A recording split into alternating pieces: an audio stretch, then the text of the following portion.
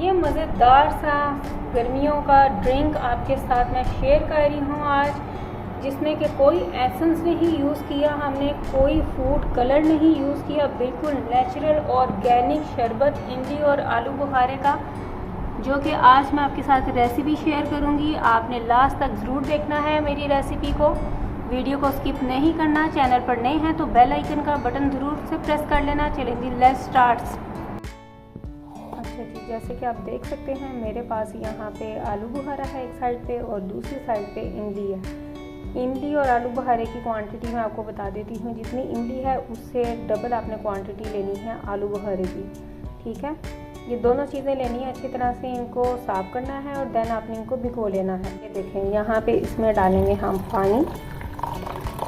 सर्दियों में और गर्मियों में आलू बुखारे और इमली बुखारे का शरबत जो है वो बिल्कुल बना के पीना चाहिए। ये नहीं करना चाहिए कि सर्दियां हैं, पानी का लेवल जो है वो कम हो जाता है हमारी बॉडी में, इसलिए हमें सर्दियों में भी क्वांटिटी बरकरार रखनी चाहिए, पानी पीते रहना चाहिए बार बार।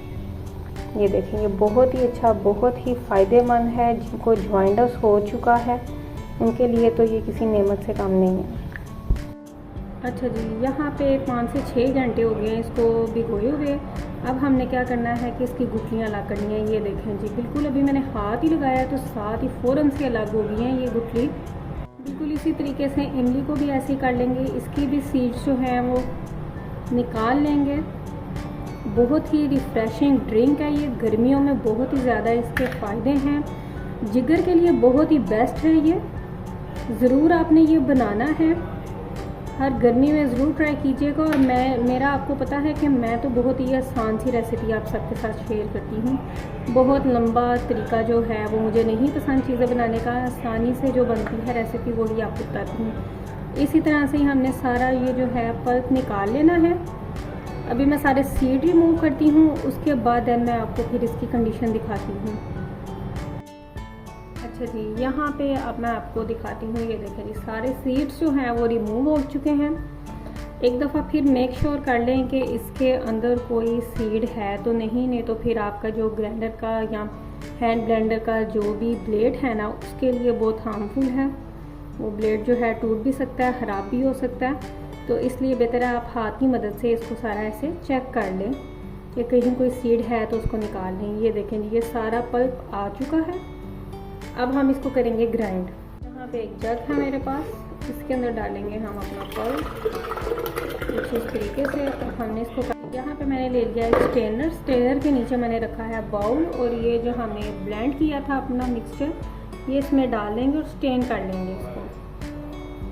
स्पैचुला की मदद से छान लेते हैं कुछ इस तरीके से। ये देखिए, जितनी भी इमली की जड़ें हैं वो सारी ऊपर रह चुकी हैं, ये बिल्कुल मुंह में आती अच्छी नहीं लगती हैं। यहाँ पे ऐड करेंगे थोड़ा सा पानी भी इसमें, ताकि मज़ीद जो सारा गुदा है वो हमें मिल जाए। ये आप देख सकते हैं अच्छी तरह से सारा स्टेन हो चुका है, नीचे आ चुका है पल्प।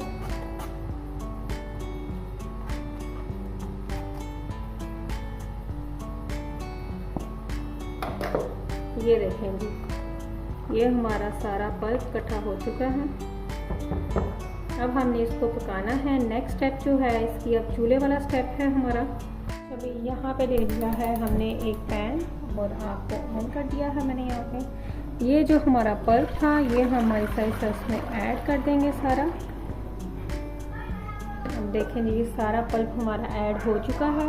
इसको आहिस्ता आहिस्ता हमने करते जाना है, मिक्स मिक्स मिक्स। ये देखें जी, अभी हम इसमें कुछ भी नहीं ऐड करेंगे, अभी जस्ट हमने इसको पकाना है ताकि ये थिक हो जाए। चलिए, यहाँ पे 10 से 15 मिनट हो चुके हैं मुझे इसको कुक करते हुए।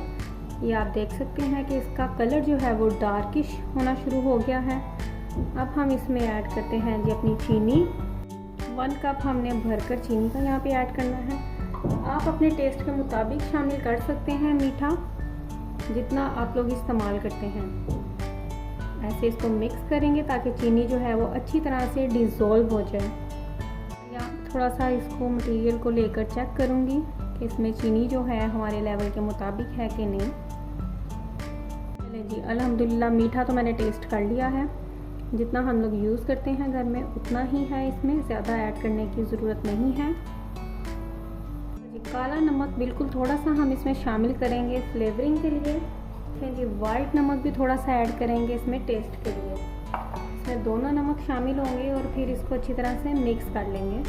जी आग बंद करने के बाद हमने थोड़ा सा जो है लेमन इसमें शामिल कर देना है। लेमन इसलिए डाला है इसकी शेल्फ लाइफ जो है वो बढ़ाने के लिए, ताकि ये फ्रिज में थोड़े दिन स्टेबल हो जाए। लेमन डाल सकते हैं आप, थोड़ा सा सिरका ऐड कर सकते हैं ताकि ये जल्दी ख़राब ना हो। अब हमने इसको अच्छी तरह से ठंडा करना है, देन हम इसको जो है शीशे के जार्स में, बॉटल्स में भरेंगे। यहाँ पे आप देख सकते हैं मैंने कुछ इस तरह की बोतल में इसको जो है डाल लिया है। सिरप हमारा ये रेडी हो चुका है, इमली और आलू बुखारे का शरबत। अब हम इसको ऐसे फ्रिज में रख देंगे और फिर फुल ठंडा चिल करने के बाद इसको इस्तेमाल करेंगे। अब यहाँ पे ले लिए हैं मैंने 2 गिलास, प्यारे से आपने गिलास ले लेने हैं। करेंगे जी आइस क्यूब कोल्ड, इसमें डालेंगे जी हम अपना सिरप का शरबत जो हमने बनाया था। आप अपनी मर्ज़ी के मुताबिक इसमें ऐड कीजिएगा ये देखें। और फिर ठंडा ठंडा चिल वाटर इसके अंदर हम ऐड करेंगे। ये देखें जी, चेक करें। अब हमने कर लेना है जी इसको मिक्स कुछ इस तरीके से। मज़ेदार सा हमारा ये इमली और आलू बुखारे का शरबत बनकर रेडी हो चुका है। चलिए जी, यहाँ पे हमारी रेसिपी कंप्लीट हो चुकी है। आपको वीडियो अच्छी लगी हो तो चैनल को सब्सक्राइब कीजिएगा, वीडियो को लाइक एंड शेयर कीजिएगा अपने फ्रेंड एंड फैमिली मेम्बर्स के साथ। मुझे रखिएगा दुआओं में याद, अपना रखिएगा बहुत सारा ख्याल। फिर से एक नई रेसिपी के साथ आपसे मुलाकात होगी इंशाल्लाह जल्द ही होगी जी। अल्लाह हाफिज़।